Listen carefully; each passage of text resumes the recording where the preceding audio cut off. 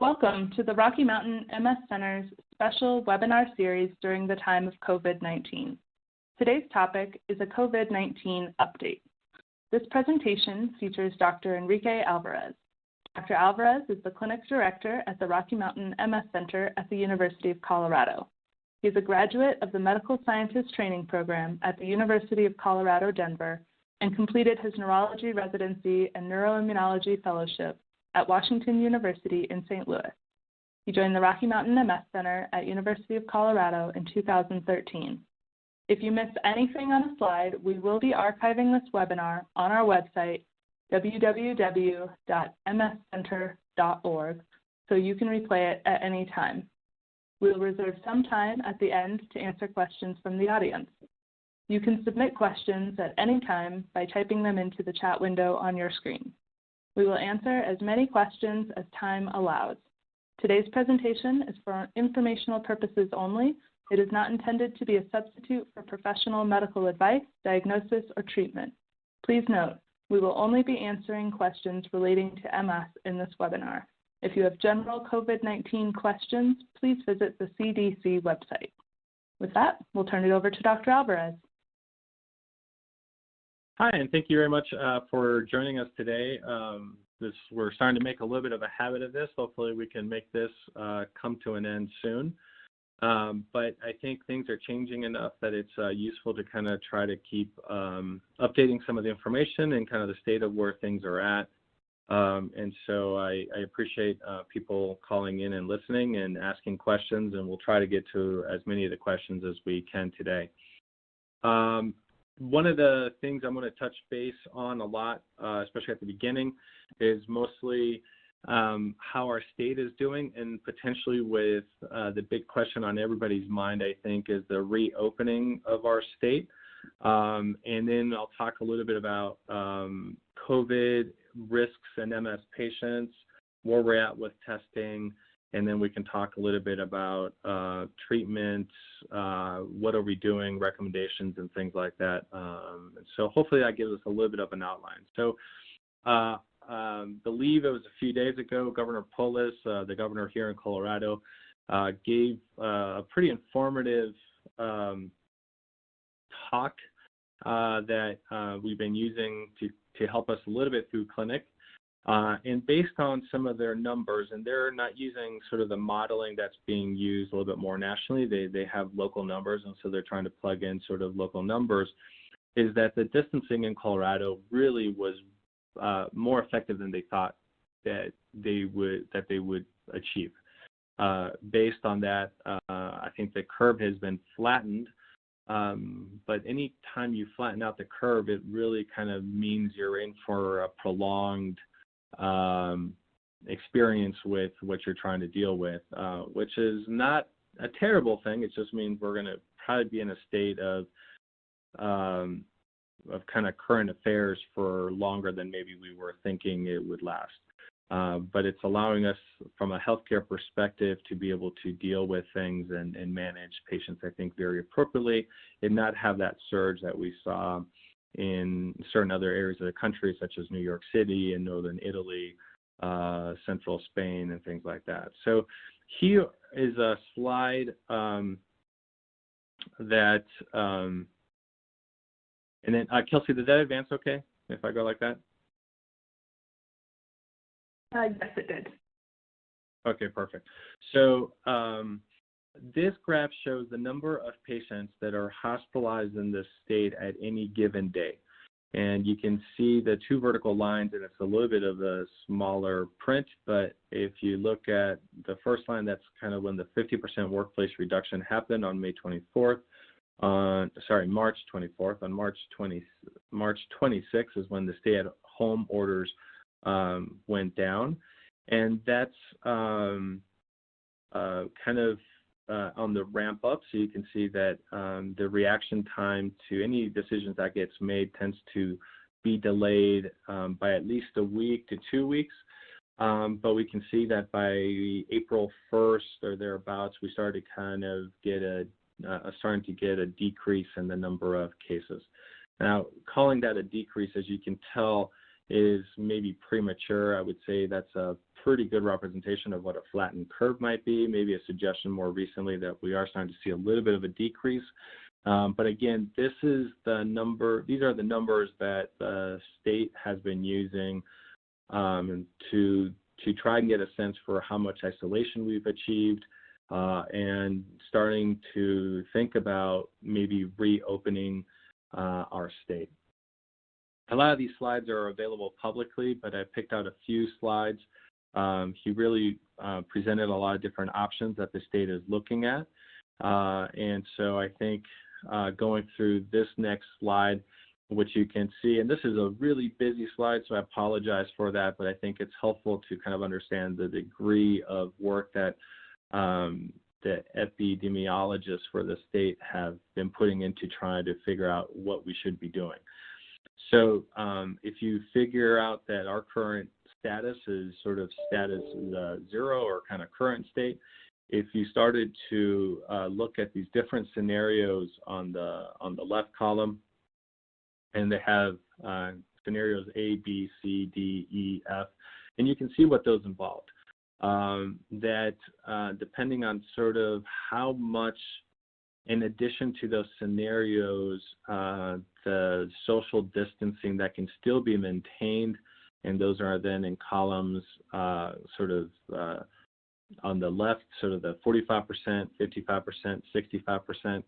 To provide some context to those numbers, the amount of social distancing we were able to achieve currently is guesstimated to be around 75 to 78%.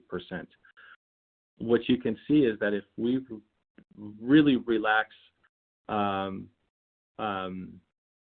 social distancing, so that would be the 45% as a measure of how much interaction we're having with people, we can see that the estimated peak of ICU needs goes up really fairly high, and it peaks out sort of in August at this point. And this is looking at trying to start relaxing things on Monday.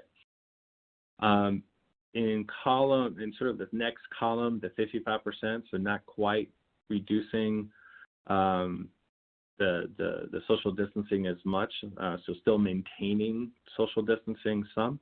We can see that the numbers don't peak out as high, but the scenario F is the one that kind of allows us to maintain the number of where we have enough ICU beds to deal with what we see. And the circle number is about the number of ICU beds that we have in the state. So we would peak out a little bit later as that curve flattens out. But again, we can deal with situations if we adopt scenario F. If we reduce it even less, and if we relax social distancing less, and still allow for a little bit of some relaxing, again, going from maybe 75, 78% to a 65%, it allows us to deal with the number of ICU beds that we think we would need under most of these scenarios, but not all of these scenarios. So what they were able to determine is that we're going to need still to maintain some of these scenarios in order to be able to maintain things. And the thought is let's adopt most of these scenarios and maintain the sustainability of things that we've seen now. This does not apply to seniors and vulnerable populations. And I think for us, the big question as it comes up is do we consider us to be a vulnerable population? Our MS patients or the drugs that we use make it a vulnerable population. And we'll get into that a little bit later. It does not appear that MS or the treatments that we use make us into a vulnerable population, which is the great news. But it doesn't imply that you're clear and free. If you're in your 70s particularly or 80s, then we start to get nervous about other things as well. And definitely we want to be cautious about that. So seniors would still stay in sort of restricted categories, maintaining current guidelines, but allowing patients that are younger and things like this to be a little bit more relaxed in their social distancing. And I'll talk about that here in a little bit. And I'm going, I know, into a lot of detail for this, but I think this is kind of what's coming down on Monday at the state level, so it's helpful to kind of understand what we're going to be talking about. I think the other part is, as we look at all those scenarios, each of these interventions, whether it's having the ability to test fairly regularly, of ability to contain cases and understand that if somebody develops COVID, that we can track who else might have gotten infected and monitor those people, that would be helpful, wearing masks. So any one of these things by itself doesn't keep us in a situation where we think we would be doing okay. And that's the reason for doing a combination of all of these. So because of that, the guidelines that would be coming down the pipeline, so we're currently under the stay at home. We'd be looking at going to the safer at home model. It allows us to achieve sort of still a 60 to 65% physical distancing or social distancing compared to the 75 to 80% put on this slide that we're currently there. So as far as general public measures, there's not a lot of difference. Instead of being ordered to stay at home, we're encouraged to stay at home. But otherwise, it's fairly similar. Vulnerable populations stay basically under the same criteria as before. Critical businesses, of course, we would still maintain open, so grocery stores and things like that. Nursing homes, again, vulnerable populations would still have strict precautions and protections associated with that. Regarding retail, we'd be looking at trying to open up things maybe a little bit more for takeaway type purchases. So some of the stores that are closed now would allow a little bit more ability to kind of stay open, at least maybe partially. Not currently, but maybe even down the line for restaurants. We can see that here. Might have sort of a phased-in reduced capacity opening, so maybe the idea that a restaurant could maybe have half of its tables open, so not quite back to what it was, but maybe a little bit more normalcy associated with that. It would allow offices to maybe start opening partially. And then for us, the big one is the ability to have elective medical services. So, currently all elective procedures in the hospital are shut down, and that involves, for example, replacing heart valves on patients, doing some surgeries that would normally be going on have been put on hold. So it's trying to kind of open up some of those things. As long as we can maintain still some of the social distancing within the clinic, still have the ability to provide PPE as personal protective equipment, so masks, gowns, all those kinds of things. So I'll talk a little bit about more of what that might look like for us. We can see that under the safer at home, it would allow for childcare and education. Some of the childcare would maybe start to open, especially for younger groups, that with still some precautions, such as no classes larger than 10 kids or things like that. With higher education, K through 12 being closed. Hair salons, dog grooming, some of these other things would be able to open with, again, limiting the number of customers and things like that, but it would start allowing for some of these things to start happening. And again, real estate showings can begin, but no open houses. So it gives us a sense as to what life might start looking like on Monday.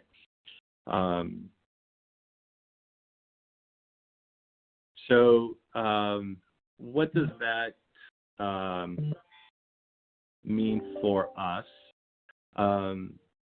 Let me slide down to this slide here real quick, and I'll go back to the other slide. So as early as Monday, we may start to look at being able to open up the clinic some.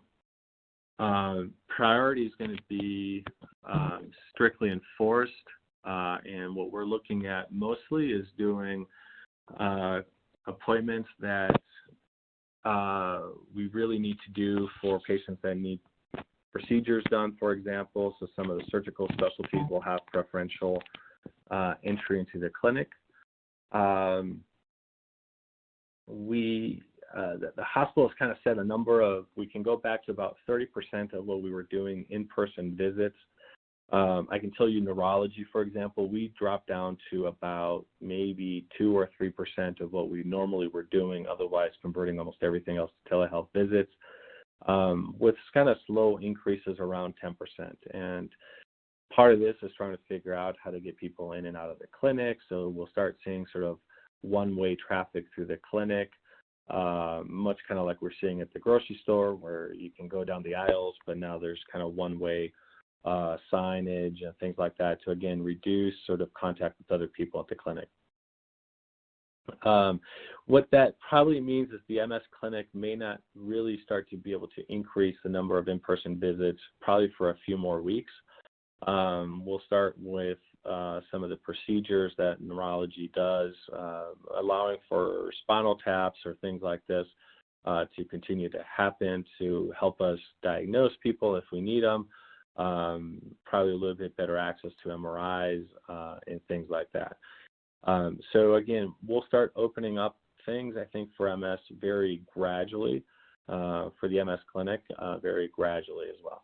We probably will then start making new patient visits probably a priority. It's a little bit harder to do these via telehealth, just trying to kind of review records and things like that. They tend to be a little bit easier to do in person, not that they can't happen on via telehealth. And again, it's much preferable to get things started early, so we prefer to do things in telehealth than not doing them at all. But for certain patients that are coming out of state and we can't do telehealth visits for, it'll allow us to start seeing some of those patients. To make those visits as efficient as possible, just some tips, is bring in your records, bring in your MRIs. Still try to see if you can bring your own masks if you have them and you can bring them in. We're still trying to protect and use as few masks in the hospital as possible for the healthcare employees or patients that need them. So if you bring your own, it saves us on the ability to have some of that PPE equipment that we have to use in clinic. So that's a little bit, I think, of where we're headed. How fast, how slow, we'll have to kind of keep monitoring things, but it gives us a sense for where things are going to start changing back again. But I think this is in the long haul and several months down the line. So again, we're still learning from our colleagues in places that have been much harder hit than where we've been. We're learning from places that got hit earlier as well. So we're still part of weekly calls that allows us to learn from other countries.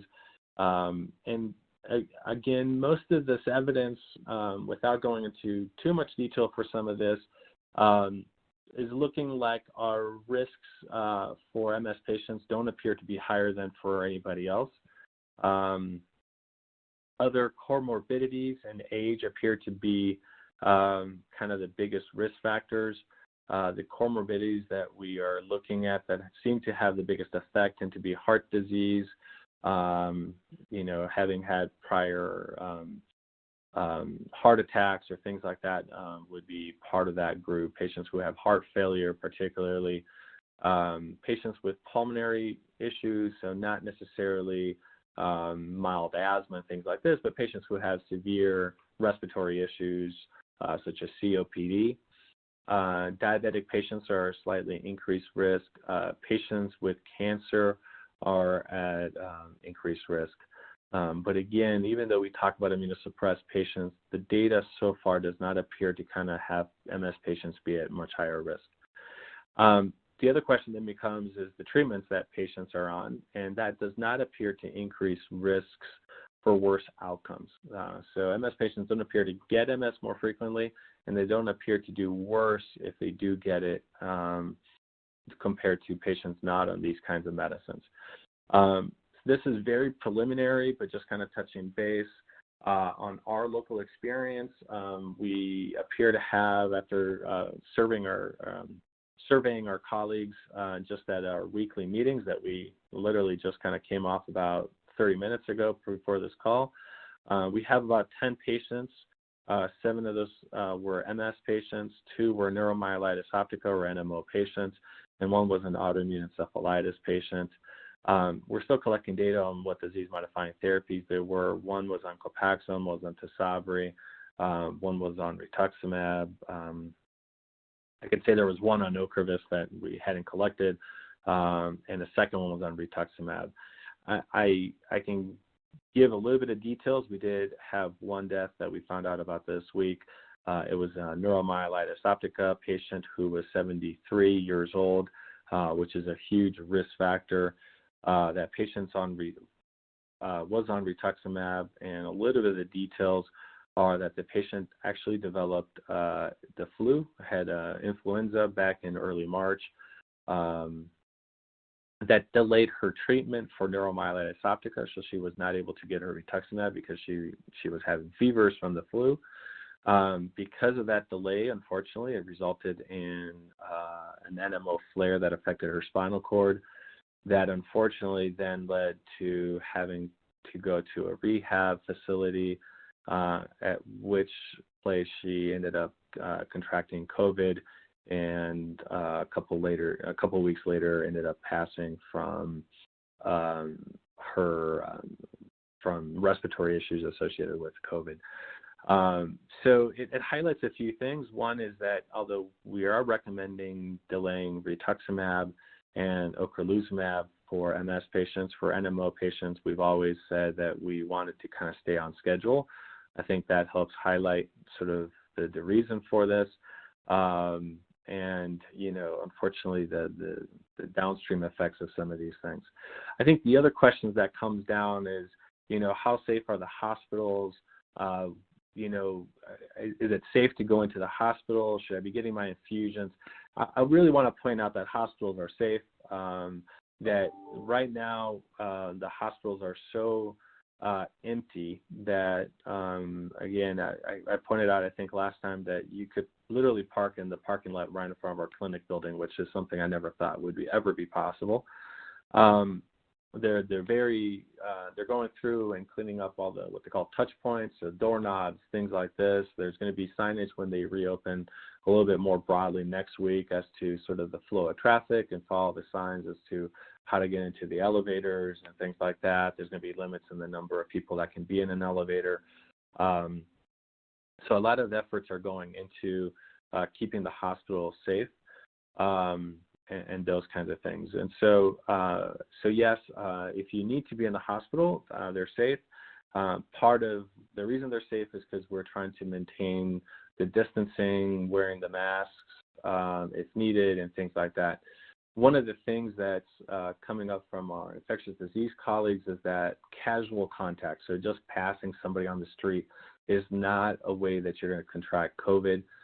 It looks like the chances really go up if you start needing to spend about 10 minutes or more around somebody who is actively infected.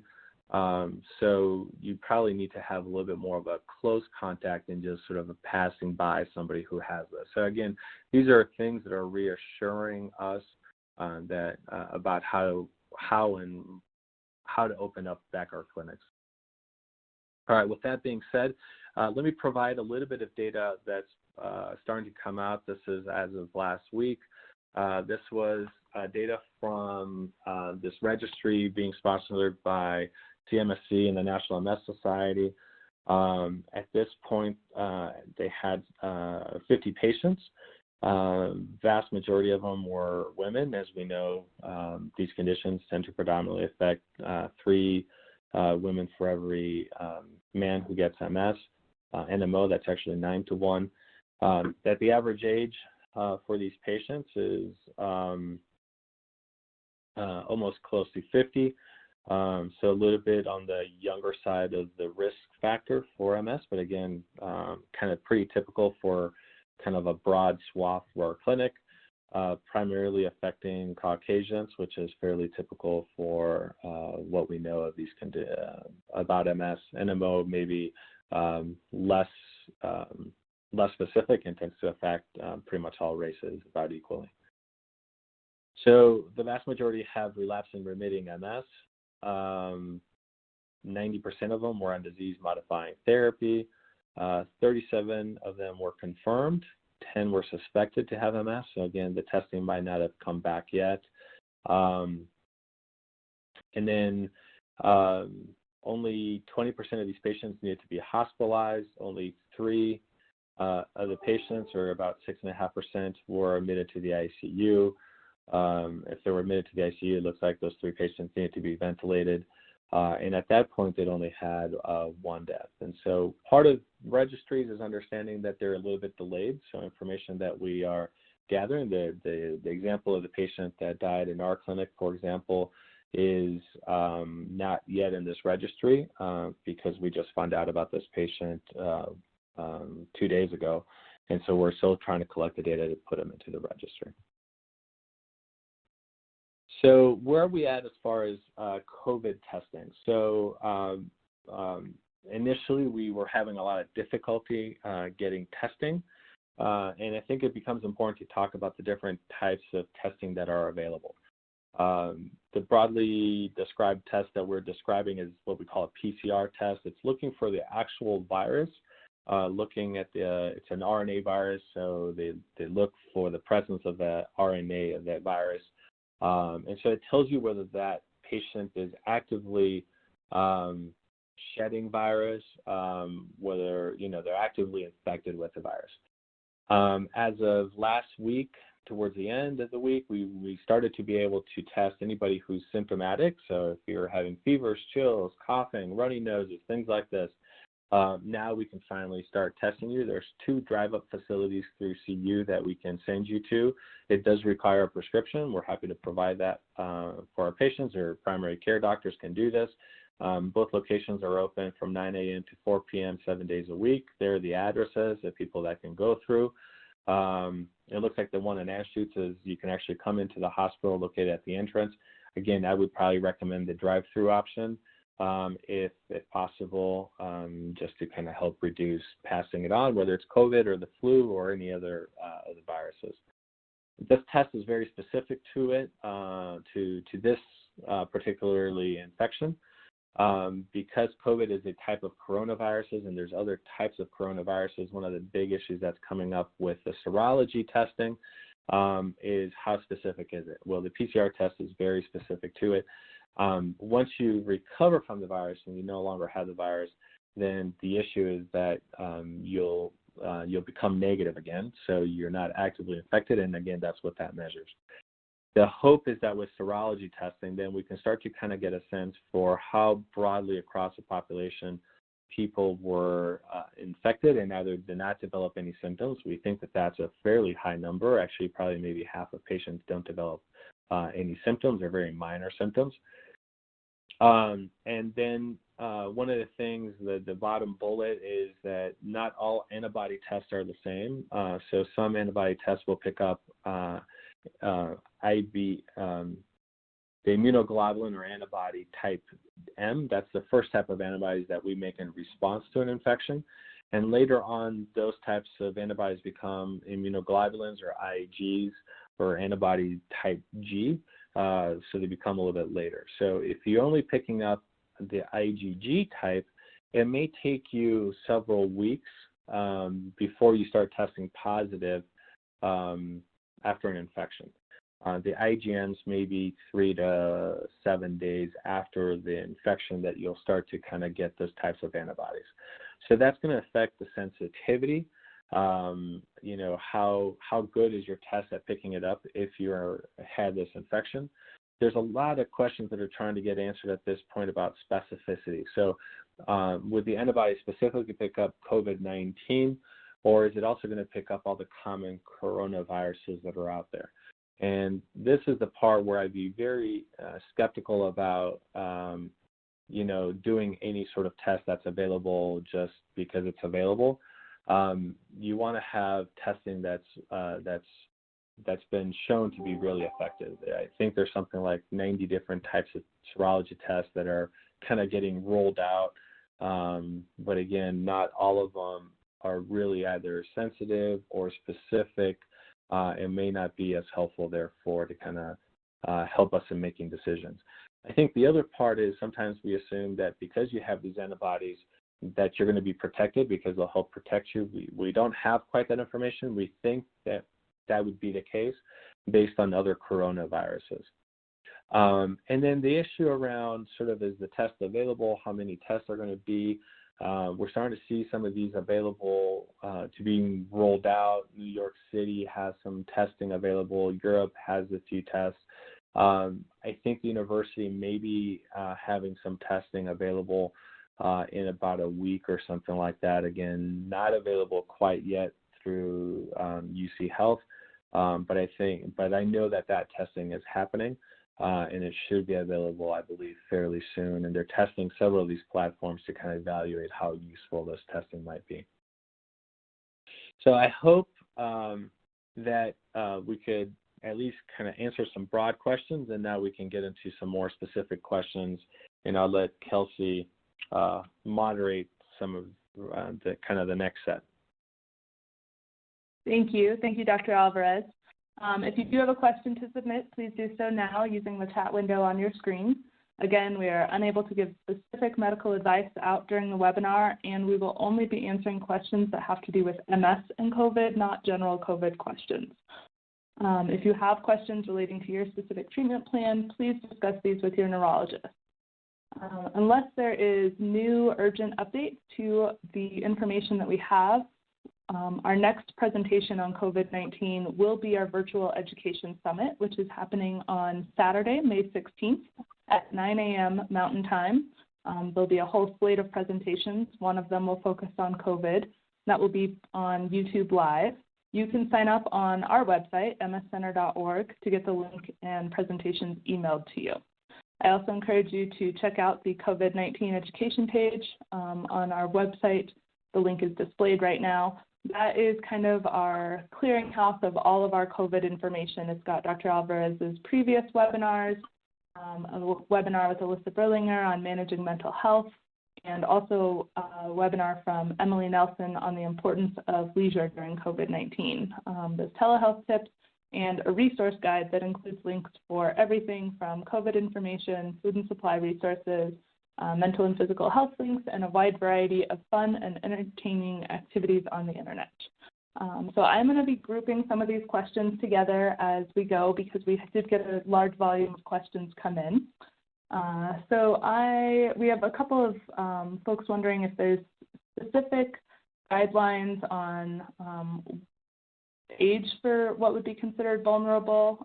Someone who's 67 and other than having MS and being on Tysabri is in pretty good shape. Where would you kind of place them on the spectrum of vulnerability? Yeah, so I would say I'm going to use data around dying from COVID. That seems kind of like an extreme example, but it's probably our best measure. And what I mean by that is, especially in the early days, people that didn't have to come into the hospital, and even if you came to the hospital, sometimes were not tested because of the limits that we had on testing. But if you were getting to the point of being that sick that you potentially could die, then people were getting much more likely to be tested. So the deaths, at least as we see across the state of Colorado, really start to pick up in your 70s and then particularly in the 80s. And again, we don't have what we say, a lot of times we talk about the denominator, so the number of cases to figure out what the percent mortality is. But if you kind of at least broad swath of the population being looked at, in your 80s, that number jumps up to, at least for the people that have been tested under the current guidelines, maybe to about 15, 20, 25%.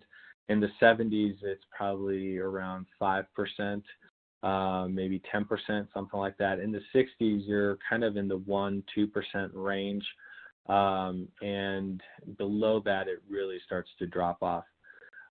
Usually most of those cases, and even into the 70s, I would suspect involve a lot of comorbidities.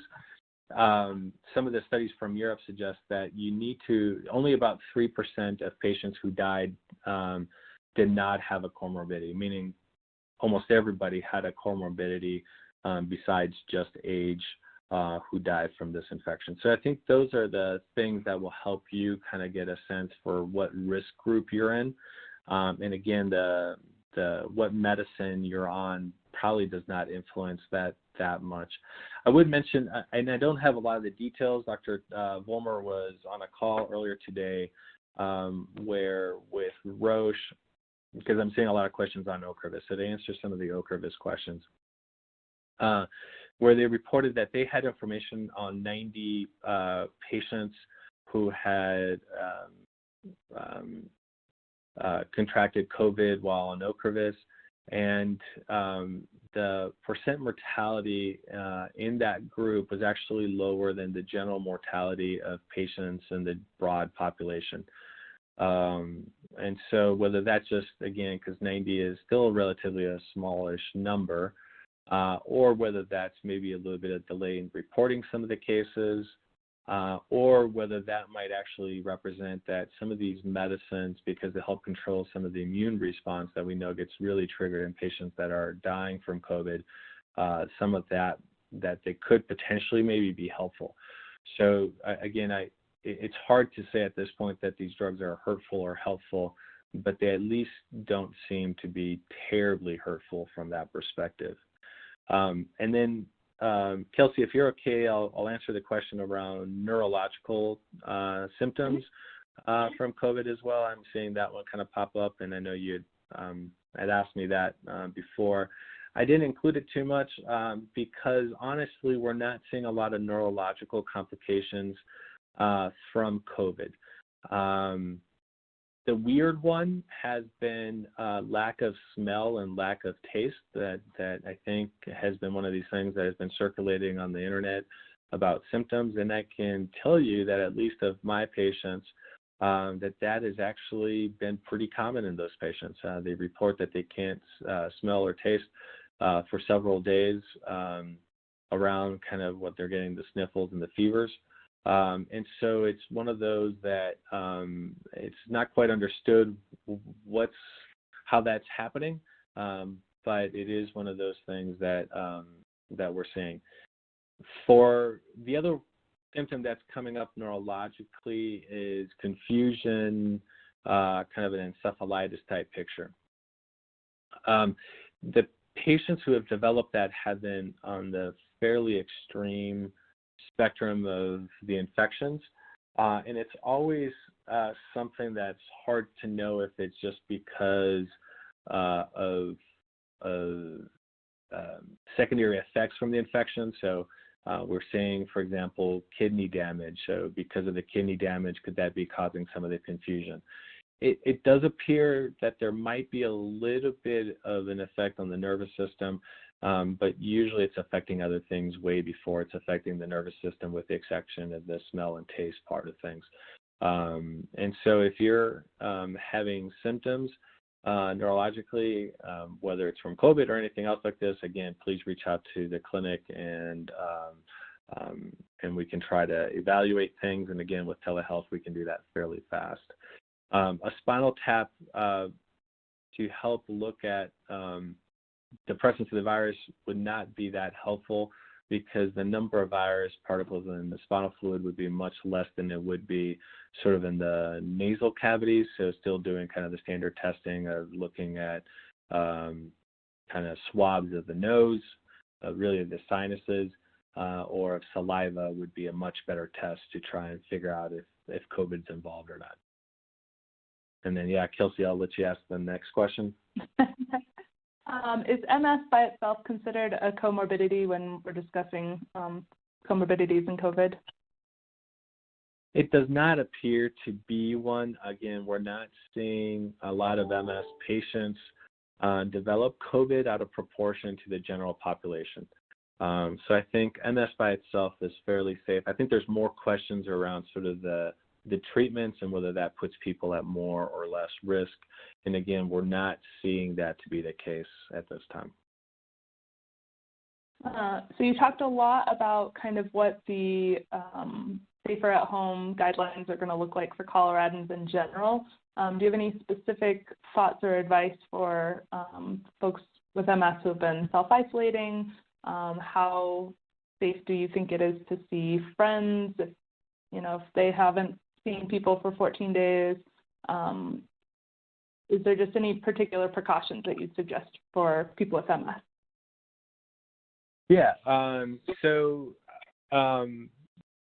think I soundly applaud people who are able to stay at home for 14 days or even a month. I just got wind of my cousin hadn't left her apartment in a month, and I think for my mental health, I'm not sure how I would do that. And so I think that, trying to do things safely becomes important. And,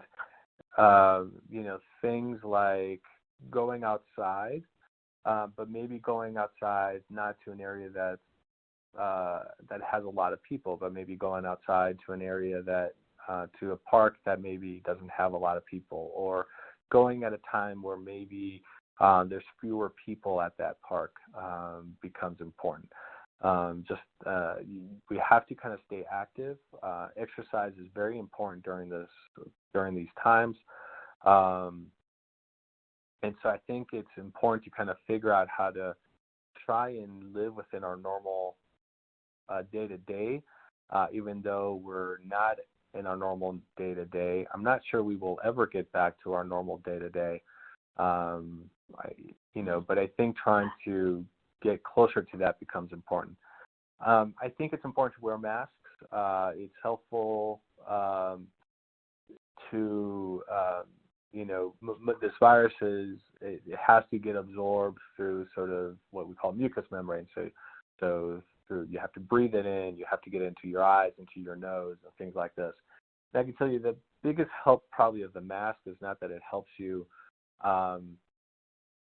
get the virus, is that as you touch doorknobs and things like this, it's harder to scratch your nose and do some of those other things that would maybe spread the virus. And so it kind of gives you a warning of like, oh yeah, okay, I can safely do that. And so if you do wear a mask, it's washing the masks, doing all the things that you normally would do with other pieces of clothing these times of days. Is you get home, you change out, you shower up, and there you go.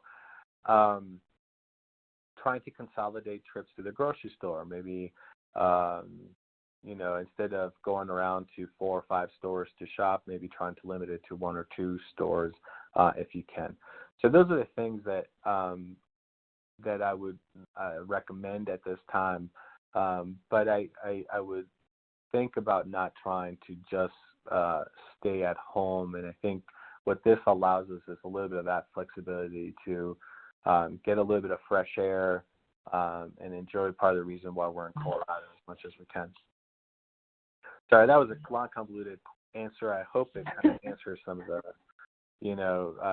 I don't know that there's specific things that are that we can really, recommend, but it's a lot of just common sense type things to try and use that. Sorry, I'm getting a ton of invites coming through my phone, and I hope that's not coming through the voice, but if you're hearing the dinging, I apologize for that.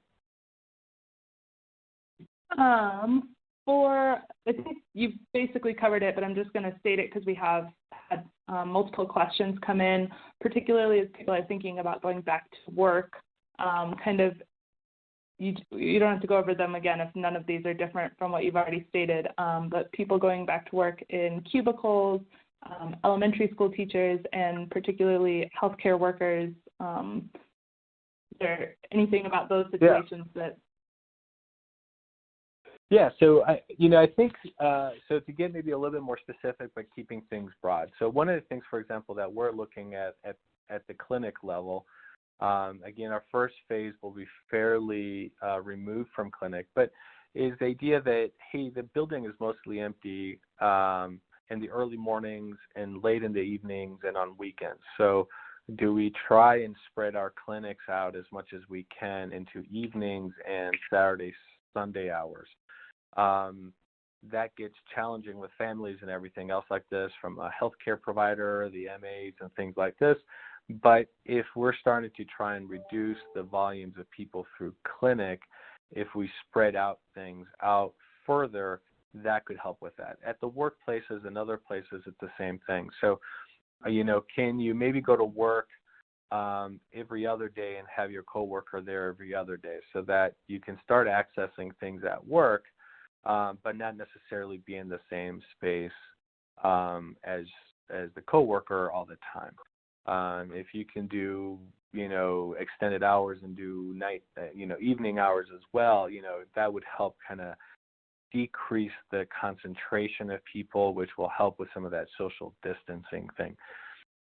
With healthcare providers, for the most part, I've been saying with these medicines is that, I think it's fine to be around that. Now, the cautions we've taken, for example, are with some of our older providers, trying to kind of reduce that they come in, giving them the option to come in. But, if we can see them, let's do that. Some of our providers have other immunosuppressive conditions, so let's reduce some of those providers from coming in. So you have to assess some of these, your risk, your level of comorbidities, to try and do that. The limitation, for example, that we did have was somebody who was a respiratory therapist, and obviously they're going to be in very high-risk type situations where potentially they might be intubating patients or managing patients with a lot of secretions or things like that. So those patients clearly some of those MS patients we would want to pull out from those situations and seeing if we can find alternative positions for them to kind of still work, but maybe not being that high a risk, or if they have to be in that situation, making sure that they have the personal protective equipment to continue to do their work. As far as daycares, making sure that, and again, this gets hard. We started getting notices about our kids, about having the kids wear masks. I don't know how that's going to happen, but clearly doing checks. So you'll see that there's sort of a gatekeeper, if you want, into the clinic that's going to be looking at taking temperatures and asking some questions about whether you feel sick. So I think in some of the big offices and things like this, some of those checks will start to occur. So from a daycare perspective, you would want to make sure that they're screening kids and their families for is there somebody sick at home. And if there's something like that, maybe, until that person gets tested and that class comes out. So I think that that's the harder part about this, is with all the other viruses that are still going around, is that, people are going to get sick, and it may not necessarily be COVID, but now we at least have the resources to test people and get answers within a couple of days, which is something that we did not have at the beginning of this. And that's part of the reason why we can start, I think, relaxing things a little bit more. The other question, Kelsey, that I'll try to get into a little bit was there was questions around sort of a second wave. If we do open things up, will we see a second spike and things like that? And I think it all depends on how slowly we were able to open things up. And it speaks to, even though we're relaxing things, we don't want to be relaxed about this virus in light of these new guidelines. So, things did not change that much yet. And I think it's still going to require a lot of monitoring of what's happening, the number of cases, of hospitalizations, of ICU stays, and things like that. Our rate limiting part of this is really sort of our capacity to have, ICU beds available and ventilators available and things like that. There's some disturbing reports that in certain, like New York and Northern Italy, where it just overwhelmed the system and the mortality rates started to kind of spike, mostly because they couldn't keep up with access to those things. So that's the part that we definitely will need to be monitoring very closely. And hopefully we can, again, kind of keep levels as we are. So it's still important to, I think, self-isolate and do all the common sense things, wash your hands. But I am hopeful that, we can at least start, talking to our neighbors across the fence, potentially thinking about, having dinner parties where one family sits on one side of the room and the other family sits on the other side of the room. So it may not be a normal dinner party, but it doesn't necessarily imply that you can't start having a little bit of contact with other people, keeping some of the safe distances, and maybe getting creative about how you go about meeting these other people. Again, I think I mentioned last time we had a neurology happy hour last night, and it was a way to see colleagues that we were used to seeing every day, at least every few weeks, and touching base with them. So I think it's important to kind of maintain that socialization. It keeps our minds fresh and distracted, and trying to do as much of that as we can. All right, Kelsey, what else you got? You did mention that a gatekeeper of sorts will be at the UC Health checking temperatures. Are they going to make wearing masks mandatory there as well? I couldn't get a great answer to that. So, just to provide some context on this, I started getting some information last night. We had a meeting at 7 o'clock this morning, and we're trying to kind of run with some of this stuff for the clinics as we speak. So as much as possible, if people can bring their own masks is helpful. I think if you're having symptoms, they are going to recommend that you wear a mask, and they will provide masks. The part that's really being emphasized is that close contact for extended periods of time. So if we can reduce the clinic appointments, for example, to under 10 minutes, or procedures for under 10 minutes, that 10-minute mark seems to be key, is that we might not need to use masks for a lot of those kinds of things. The rooms are going to be cleaned out more than they normally are, and some of these things, so that if we can, maybe have bigger gaps in between patients, so that we don't quite see as many patients, but at least starting to provide some care for people that can't do telehealth visits. Undoubtedly, though, the best answer for this is if we can do it via telehealth, do it via telehealth. I'm hearing a lot of concerns around doing appointments via tele. I can tell you they work pretty well. Obviously, we like to see people, so I think it's a little bit harder to do it via telephone, but if we can do it via, something with video, we can do some of our assessments.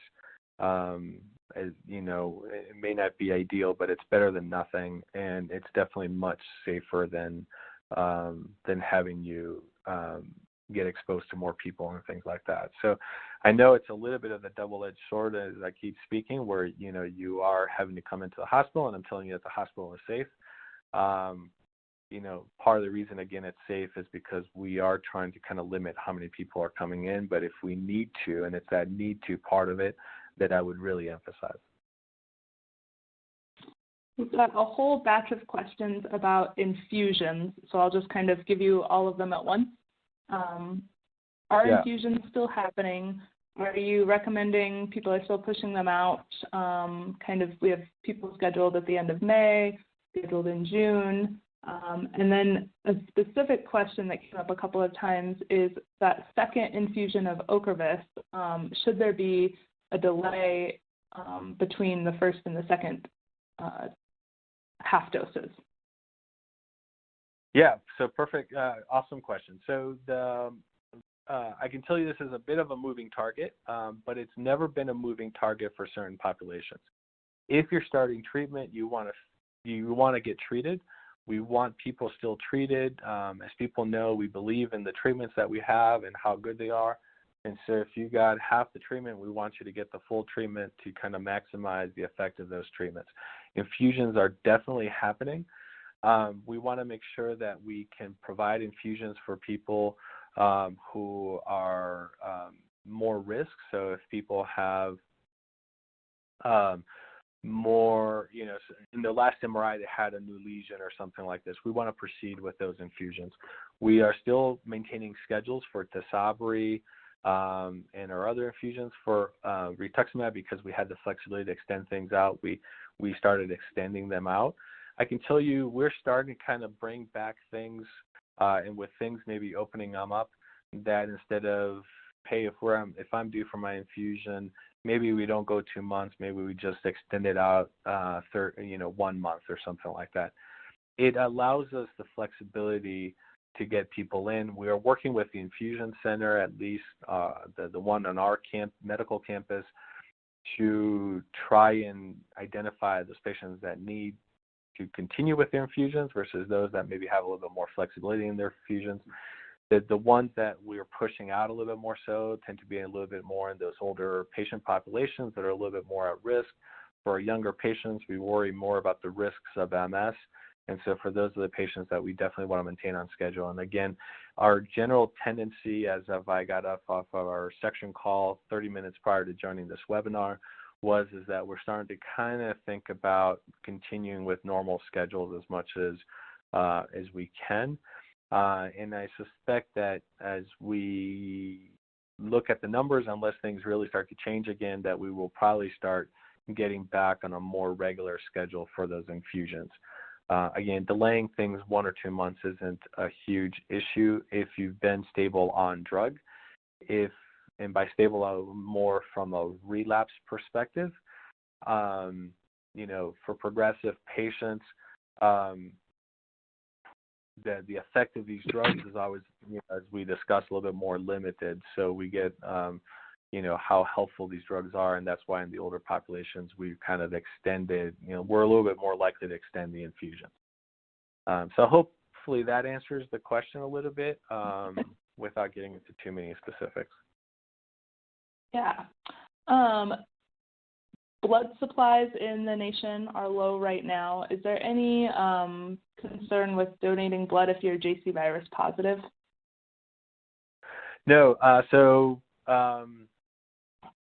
great question. So JC virus, believe it or not, is pretty much present in all of us. About 90+% of us will have the JC virus. It tends to be a urine virus, so donating plasma is less of an issue. And so that's why it's such a safe from that perspective. So the risk of PML with the, from donating plasma, if you're getting those blood products, chances are is you're getting the antibodies. So what we measure in the lab, in the clinic for patients on primarily Tysabri or natalizumab, is antibodies to the JC virus. And, getting antibodies is something that we do, and that's quite safe. So that's not a concern. I highly encourage doing that, and it always brings up the question of if you had COVID and overcame it, they are looking for patients to be able to donate plasma, because convalescent plasma has been used in at least one of those 10 patients who is slowly recovering. And there's a little bit of data suggesting that that can be useful in trying to reduce the symptoms of COVID. Again, not a lot of patients have sort of developed COVID and are kind of at a point health-wise where they're good enough to be able to start donating plasma. But it's part of that same discussion. So yes, we will take blood from. If you're on DMTs, particularly Tysabri, does that disqualify you from donating at all? No, and I recently did ask this. Being on these medications, because you only get a certain small amount of blood from each person, by the time it gets donated, it gets further diluted, the drug levels become low enough that they're not excluding patients on these drugs to give blood. Awesome. Can you touch briefly on kind of the status of clinical trials, particularly if you're in a clinical trial that has a treatment schedule? Are those continuing? Yes. Man, that's a moving target even more so. So research has been mostly halted, but part of that depends on sort of what the trial involves. So most trials, most of the studies that we're doing are looking at patient charts and trying to do chart reviews, things like this. So some of that stuff we can still do from home. The study coordinators are still involved with some of those things. On most of the studies that we tend to think about are the ones where we're actually giving drug. Those we've been exempted from, and we can continue doing those studies. The research clinic is open. It's been a little bit hard to get those patients in clinic just because of how closed they've been. But with some of this reopening, we're hoping to start getting into a little bit of some normalcy for some of these visits that require sort of in-person evaluations. They will probably be rolled in very slowly and gradually. Whether the study coordinators are allowed to be part of those visits, we're not quite clear yet. In any case, people involved in studies should have some contact information for a coordinator that they can reach out with any sort of questions that they can get an answer really quick as to knowing where things are at. I suspect that things will reopen, but again, kind of gradually. But this is kind of one of those things that we're starting to get allowed to do by reopening the clinics a little bit. And then our last question, can you talk a little bit about OTC immune support supplements type things for MS, how that affects MS patients? Yeah, so these are the tricky questions. So thanks for saving this one for last, Kelsey. So we have to remember that the immune system is in a tricky balance, and we neither want it to be very active, that's the case in MS, and we don't want it to be too deficient because then it opens us up for outside infections. So we want it to be just right. There's limited data as to how much some of the over-the-counter things can do to the immune system, but there are, for example, cancer drugs that work by increasing the immune system, and we know that they can make MS worse. Things like zinc and other things like this that are a lot of times used to kind of boost the immune system don't seem to do much as far as MS goes. On the COVID front, right, you would want to increase the immune system without necessarily increasing the risk of an MS flare. And so over-the-counter drugs, again, because of how little information we have, probably will not have much of an effect. But I would not do things very drastic and sort of boosting or suppressing the immune system. For COVID, it's important to kind of think about it as almost two diseases, right? In the first part, it's the virus infection that you can think about as sort of the typical flu, where maybe ramping up the immune system might be helpful to kind of get rid of the virus. The second phase of patients that end up having bad disease involves those patients having too much of the immune system trying to fight that virus. And the little bit of data that we're getting suggests that some immunosuppression at that point is good. So drugs until that inhibit IL-6 appear to be helpful. The issue around sort of whether ocrelizumab might be helping in those severe COVID cases might be a little bit helpful. Again, we don't have enough data yet to kind of make an argument one way or the other, but it's important to kind of understand that, different types of diseases, we need to have sort of a different type of immune response, and that not a lot of what we do has probably much of an effect on what we can do. So the best thing really is to try and prevent you from getting COVID in the first place. And so I'll wrap up by saying, wash your hands, keep your distance, but please get out and enjoy the sun. Socialize, be creative in socializing, whether that's Zoom meetings, Skyping, talking across the fence, going to the park and talking across the park or whatever it takes. getting your exercise in, still trying to eat healthy, and doing all the good things that we try and continually talk about. And again, thank you a lot for joining us. Hopefully this was helpful. Thank you so much for all the time over the last couple of weeks. And again, I just wanted to remind people our next update on COVID will probably be May 16th, the Education Summit. You're welcome to submit questions for that Q&A ahead of time. There's a link on our website as well, so you can register to get the link for the live event, and you can register or you can submit questions through our form. So thank you, guys.